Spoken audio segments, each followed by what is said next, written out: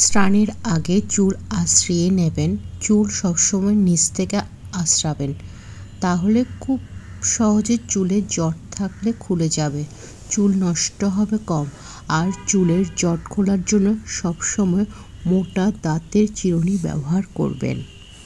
চুলের যত্ন: সপ্তাহে 3 দিন চুলে শ্যাম্পু করুন। চুলে বেশি শ্যাম্পু করলে চুলের প্রাকৃতিক তেল নষ্ট হয়ে চুল শুষ্ক হয়ে যায়। স্নানের শেষে চুল টাওয়াল বা গামছা দিয়ে শক্ত করে বেঁধে রাখবেন না। চুলের গামছা বা তাওয়াল দিয়ে জল ঝরানোর চেষ্টা করবেন না, এতে চুলের আগা ফেটে যায়। অতিরিক্ত তেল চুলে দেবেন না।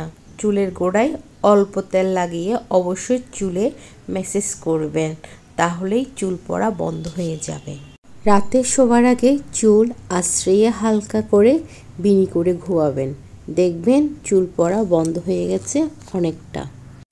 নারকেল তেলের সাথে দারুচিনি গুঁড়ো করে মিশিয়ে চুলের গোড়ায় ম্যাসেজ করলেও চুল পড়া বন্ধ হয়ে যায় ঘরোয়া পদ্ধতিতে।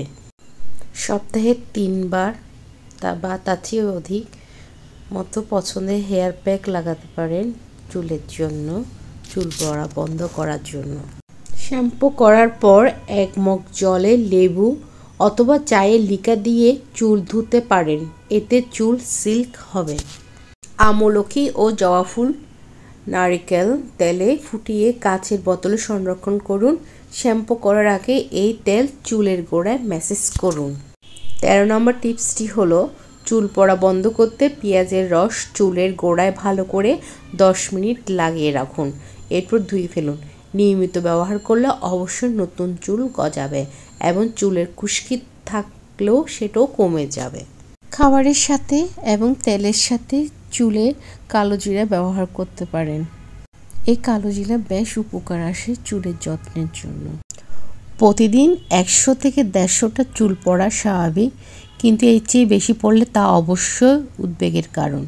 বালিশ, তয়াল বা চিরুনিতে লেগে থাকা চুল গুনতে চেষ্টা করুন অন্তত পরপর 3 দিন। উপরে বর্ণিত টিপসগুলোর মধ্যে অন্তত 4টি মেনে চলুন, 15 দিনের মধ্যে ফলাফল পাবেন আশা করি। সুস্থ থাকুন, পাশে থাকুন, আমার চ্যানেলটি সাবস্ক্রাইব করুন।